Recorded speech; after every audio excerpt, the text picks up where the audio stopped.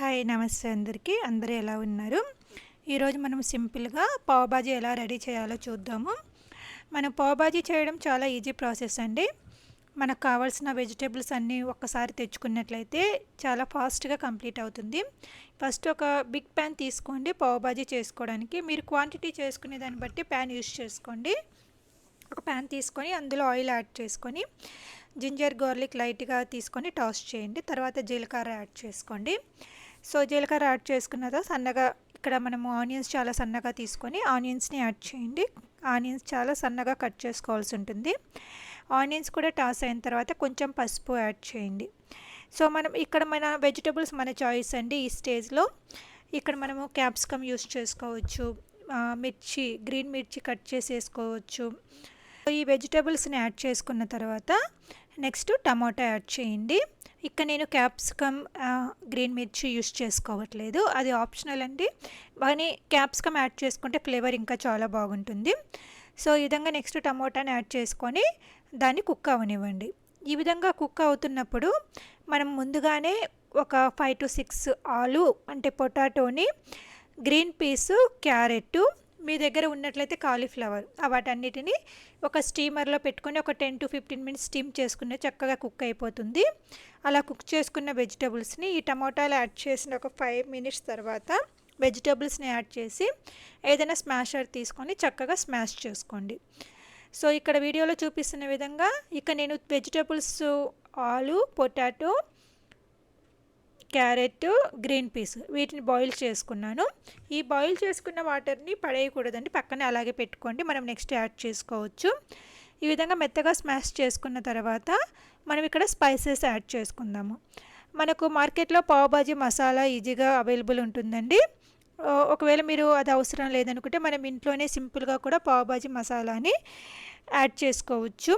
ఈ పావ్ బాజీ మసాలా చేసుకోవడానికి మనము జీరా, అజ్విన్, సోంపు, చాట్ మసాలా, ఆమ్చూర్ powder, green chilli, Kashmiri chilli, ధనియాలు వీటన్నిటిని చక్కగా రోస్ట్ చేసుకొని డ్రై రోస్ట్ చేసుకొని మిక్సీ వేసుకోండి. మనకు అదే చాట్ మసాలాగా యూజ్ అవుతుంది.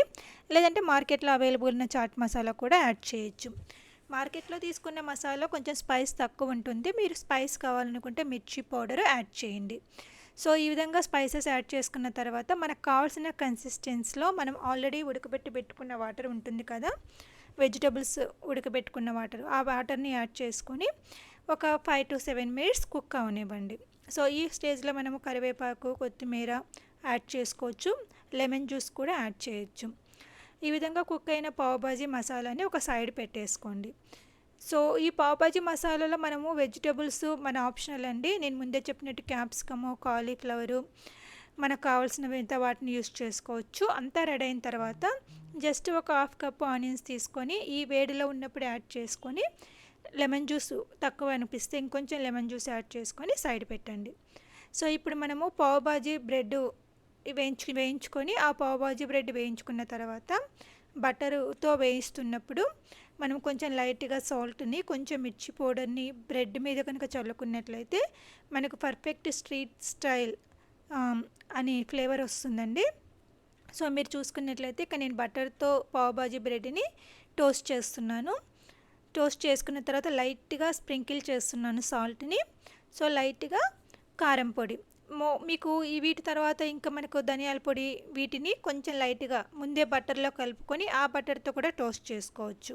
అంటే ఒక చిన్న కప్లో బటర్ తీసుకొని దాన్ని కరిగించిన తర్వాత అందులో సాల్ట్, కారం పొడి యాడ్ చేసుకొని ఆ బటర్ని యూస్ చేసి డైరెక్ట్గా మనం బ్రెడ్ని టోస్ట్ చేసుకోవచ్చు అండి, అది మీ ఆప్షనల్.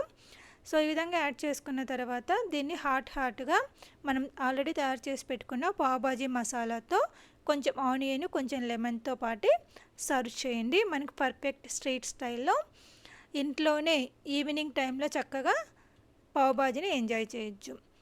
సో ఈ రెసిపీ నచ్చినట్లయితే ప్లీజ్ షేర్ చేయండి, సబ్స్క్రైబ్ చేసుకోండి, ఫాలో చేయండి ఇంకొన్ని హోమ్ మేడ్ రెసిపీస్ కోసము. And happy cooking.